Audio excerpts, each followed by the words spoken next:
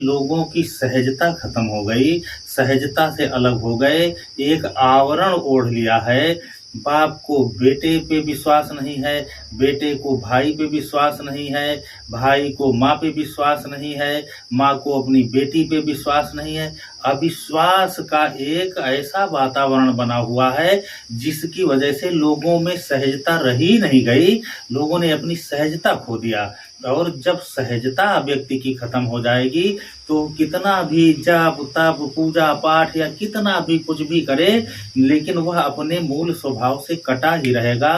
क्योंकि भगवान ने जब मनुष्य को बनाया है तो उसमें कुछ गुण जो दिए वो प्राकृतिक हैं, ईश्वर प्रदत्त गुण हैं। जैसे किसी व्यक्ति को कोई व्यक्ति अगर कुछ अच्छी चीज दे, खाने के लिए दे या उपयोग के लिए बहुत अच्छी चीज दे, तो सहज स्वभाव व्यक्ति का है कि उस सुंदर और अच्छी चीज को वह व्यक्ति अकेले नहीं खा सकता है, ना अकेले उपयोग करने का मन करेगा। उसका जो अपना सबसे निकट होगा, पुत्र होगा, पत्नी होगी, बेटा, बाप, माँ, जो भी उसका अपना निकट होगा, जिससे उसका प्रेम होगा, वह उसके साथ उसको मिल बैठ करके खाना चाहता है, बांट करके खाना चाहता है।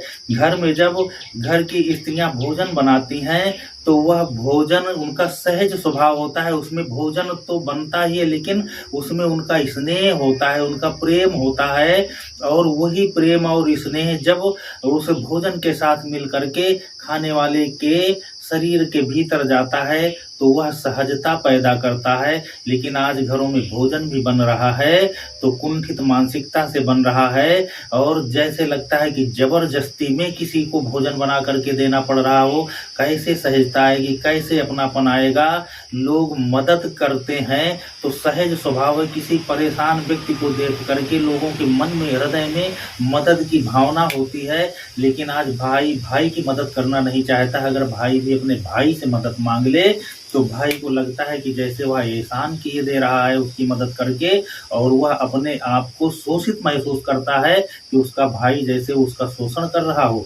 भाई को मांगने में संकोच लगता है, दूसरे भाई को देने में संकोच लगता है। ये भ्रातृत्व है, ये सहजता नहीं है। पिता अपने पुत्र से सहज नहीं रह गया है। पुत्र से जो बातें बतानी चाहिए, जो बातें शेयर करनी चाहिए, पिता को संकोच लगता है कि कहीं उस पुत्र को बुरा न लग जाए। पुत्र अपने पिता से नहीं बात कर रहा, पति अपने पत्नी से बात नहीं कर रहा, पत्नी अपने पति से बात नहीं कर पा रही है, भाई अपनी बहन से बात नहीं कर पा रहा, बहन अपने भाई से अपनी बातें नहीं बता पा रही। ये कैसी सहजता भैया, सहजता ही तो खत्म हो गई, सब असहज हो गए। और जब तक ये असहज रहेंगे तब तक ये परेशान ही रहेंगे। संसार का जो आप उत्थान देख रहे हो, लोगों की प्रगति देख रहे हो, ये प्रगति नहीं पतन है। इसी को पतन कहा जाता है। रिश्तों का पतन हो रहा, संबंधों का पतन हो रहा, संस्कार का पतन हो रहा, चरित्र का पतन हो रहा। आप किस चीज के लिए उत्थान कर रहे हो, क्या चीज आप अपने भीतर बढ़ा रहे हो, कौन सी चीज संचय कर रहे हो। केवल आप कुमार्ग पे जा रहे हो। आधुनिकता के नाम पर बहुत बड़ी बड़ी डिग्रियां लेकर के, पढ़े लिखे का आवरण ओढ़ करके आप अपनी मूल प्रवृत्ति से, मूल संस्कारों से कटे जा रहे हो। ये शिक्षा, बड़ी बड़ी डिग्रियां, उच्च शिक्षा आपकी तभी चरितार्थ होंगी जब आपके भीतर संस्कार भी होंगे, और वो संस्कार सज्जनों से मिलेंगे आपको, आपके परिवार से। अगर परिवार के लोग संस्कारित हैं तो आपको संस्कार देंगे। लेकिन दुर्भाग्य तो ये है कि परिवार के लोग भी संस्कारित नहीं बच रहे हैं। जब माँ बाप के संस्कार नहीं होंगे तो बेटों में, संतानों में कहाँ से संस्कार आएंगे। तो बेटों को अच्छा बनाने के लिए तो पहले माँ बाप को संस्कारित होना पड़ेगा। जब संस्कार अच्छे होंगे तो आपका परिवार अच्छा होगा। जब परिवार अच्छा होगा तो सुख मिलेगा, शांति मिलेगी। नहीं तो पैसे तो बहुत कमा लोगे लेकिन सुख और शांति नहीं मिलेगी। इसलिए अपने संस्कारों को भी आप संजो करके रखें, उन्हें बर्बाद मत होने दें। ये समाज को आप सही दिशा पे लाने की जिम्मेदारी समझें। अपने भीतर संस्कार जागृत करें और उन अच्छे संस्कारों को दूसरों में बांटने के लिए भी आप प्रेरित रहें और बांटें। तब जाकर के आपका यही ईश्वरीय कार्य बन जाएगा। ईश्वर का कार्य केवल घंटा बजाना नहीं है, ईश्वर का कार्य है समाज को संस्कारों से और उसके मूल स्वभाव से जोड़ देना। प्रकृति का मूल स्वभाव ही है कि परहित सरिस धर्म नहीं भाई, पर पीरा सम नहीं अदमाई।